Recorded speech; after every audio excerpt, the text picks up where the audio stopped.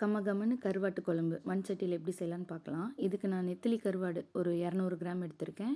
கத்திரிக்காய் ஒரு 1/4 கிலோ எடுத்திருக்கேன். இதுக்கு ஒரு ட்ரை பவுட்ரு ரெடி பண்ணணும். அதுக்கு ஒரு பாத்திரத்தில் 2 ஸ்பூன் வர கொத்தமல்லி, 1 ஸ்பூன் சீரகம், 5 மிளகு, காரத்துக்கு 3 வரமிளகாய், கலருக்கு 2 காஷ்மீரி சில்லி எல்லாம் போட்டு நல்லா ட்ரையாக ரோஸ்ட் ஆனதுக்கப்புறம் அதை ஒரு ஃபைன் பவுடராக அரைஞ்சிக்கணும். பவுடர் வந்து ரொம்ப நைஸாக இருக்கணும். குறன்னு இருந்ததுன்னா அது குழம்போட மிக்ஸ் ஆகாது. குழம்பு தனியாக, இந்த பவுட்ரு தனியாக இருக்கும். இதுக்கு ஒரு பேஸ்ட் ரெடி பண்ணணும். ஒரு பாத்திரத்தில் எண்ணெய் விட்டு 150 கிராம் வெங்காயம், ஒரு 12 பல் பூண்டு, கருவேப்பிலை இதெல்லாம் இதில் சேர்த்து நல்லா வதக்கி விட்டுக்கணும். வெங்காயம் நல்லா கலர் மாறணும். அந்த அளவுக்கு நல்லா வதக்கி விட்டுட்டு இதில் 2 தக்காளி நறுக்கி வச்சுருக்கேன், அதையும் சேர்த்துக்கோங்க. இந்த தக்காளி கூட கொஞ்சம் கல்லுப்பு, மஞ்சத்தூள் இதெல்லாம் போட்டு தக்காளி நல்லா வதங்குற அளவுக்கு நல்லா வதக்கி விட்டுக்கணும். நல்லா தக்காளி சுருளை வதங்கினதுக்கப்புறம் ஒரு மூடி தேங்காய் துருவினதை அதில் சேர்த்திருக்கேன். அதையும் நல்லா வதக்கி விட்டுட்டு அரைச்சி வச்சுருக்க ஃபைன் பவுடரையும் அந்த மிக்ஸோட கலந்துக்கோங்க. கலந்து ஒரு பெரட்டி எடுத்து மிக்சியில் அரைச்சி வச்சுக்கோங்க, ஒரு ஃபைன் பேஸ்ட்டாக. இதுக்கு ஒரு மண் சட்டியில் கொஞ்சம் எண்ணெய் அதிக அளவு தேவைப்படும், கருவாட்டு குழம்பு இல்லையா, அதனால் எண்ணெய் தேவையான அளவு ஊற்றிக்கோங்க. தாளிப்புக்கு கடுகு போட்டுட்டு சின்ன வெங்காயம் முழு வெங்காயமாக ஒரு 10லிருந்து 12 எடுத்துக்கோங்க. கருவேப்பிலை போட்டு நல்லா தாளித்து கொடுங்க. இந்த குழம்புக்கு நான் நெத்திலி கருவாடு எடுத்திருக்கேன். நீங்கள் வேறு எந்த கருவாடு வேணாலும் யூஸ் பண்ணி இப்படி செஞ்சு பார்க்கலாம். வெங்காயம் நல்லா பொன்னிறமாக வந்ததுக்கப்புறம் கத்திரிக்காயை நறுக்கி வச்சுருக்கேன். கத்திரிக்காயை நறுக்கி வைக்கும்போது அந்த தண்ணியில் கொஞ்சம் கல்லுப்பு கலந்துட்டிங்க அப்படின்னா கத்திரிக்காயோட கலர் சேஞ்சே ஆகாது. கத்திரிக்காயும் இந்த எண்ணெயிலே போட்டு நல்லா வதக்கி விடணும்.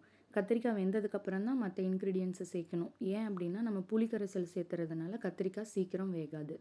கல்லுப்பு கொஞ்சம் கத்திரிக்காய்க்கு தேவையான அளவு போட்டு நல்லா வதக்கி விடணும். ஒரு லிட்டு போட்டு மூடி வச்சு வதக்கி விடுங்க. கத்திரிக்காய் நல்லா வெந்ததுக்கப்புறம் நான் எடுத்து வச்சுருக்க கருவாடு, நெத்திலி கருவாடை தலையெல்லாம் கிள்ளிட்டு சுடுதண்ணியில் நல்லா 4 டைம்ஸ் வாஷ் பண்ணி வச்சுருக்கேன். அதையும் இதோட கலந்துக்குங்க. நல்லா ஒரு மிக்ஸ் கொடுத்துட்டு அதுக்கப்புறம் அந்த பேஸ்ட் அரைச்சி வச்சுருக்கோம் இல்லையா, அதை அதில் கலந்துக்கணும்.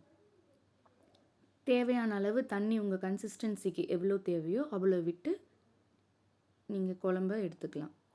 இந்த குழம்ப நீங்கள் சூடாக சாப்பிட்றத விட பழைய குழம்பு வச்சு அடுத்த நாள் சுடு சாப்பாட்டுக்கு சாப்பிட்டு பாருங்கள், அதுதான் ரொம்ப சூப்பராக இருக்கும். இந்த குழம்புக்கு தேவையான அளவு உப்பு போட்டு லிட்டு போட்டு நல்லா மூடி வச்சுருங்க. குழம்பு நல்லா கொதிச்சதுக்கப்புறம் கத்திரிக்காய் நல்லா வெந்திருக்கும். ஒரு நெல்லிக்காய் அளவு புளி எடுத்திருக்கேன், அதை கரைச்சி அந்த கரைசலை ஊற்றிக்கோங்க. நல்லா எண்ணெய் பிரிஞ்சு வர அளவுக்கு கொதிக்கணும். இந்த குழம்புல ஹீரோ என்னவோ கருவாடு தான், ஆனால் 1 கப்பு தேங்காயை இப்படி சின்ன சின்னதாக நறுக்கி சேர்த்து பாருங்கள். அந்த தேங்காய்க்கு புளிப்பு, காரம் இதெல்லாம் சேர்ந்து குழம்போட சாப்பிடும்போது சூப்பராக இருக்கும். அப்புறம் கருவாட்டை விட்டுட்டு தேங்காயை தான் தேடி சாப்பிடுவாங்க. ட்ரை பண்ணி பாருங்கள், சூப்பராக இருக்கும். இப்படி எண்ணெய் பிரிஞ்சு வர அளவுக்கு விட்டுட்டு கருவேப்பிலை தூவி இறக்கிடணும். நான் முன்னாடியே ஆஃப் பண்ணிடுவேன், ஏன்னா மண் சட்டி வந்து அந்த ஹீட்டில் இன்னும் கொஞ்சம் குழம்பு திக்னஸ்ஸாக காட்டும். நாங்கள் கொஞ்சம் கெட்டித்தன்மையோடு தான் குழம்பு எடுத்துப்போம், அதனால் இந்த அளவுக்கு கன்சிஸ்டன்சியில் நான் இறக்கிக்கிட்டேன். உங்களுக்கு கொஞ்சம் இன்னும் தண்ணி பதமாக தேவைன்னா இதுக்கு முன்னாடியே ஆஃப் பண்ணிக்கோங்க. அவ்வளோதான், கமகமன்னு கருவாட்டு குழம்பு ரெடி. என்னோடய ரெசிபி பிடிச்சிருந்தா என் சேனலை சப்ஸ்கிரைப் பண்ணுங்கள், லைக் பண்ணுங்கள். தேங்க்யூ.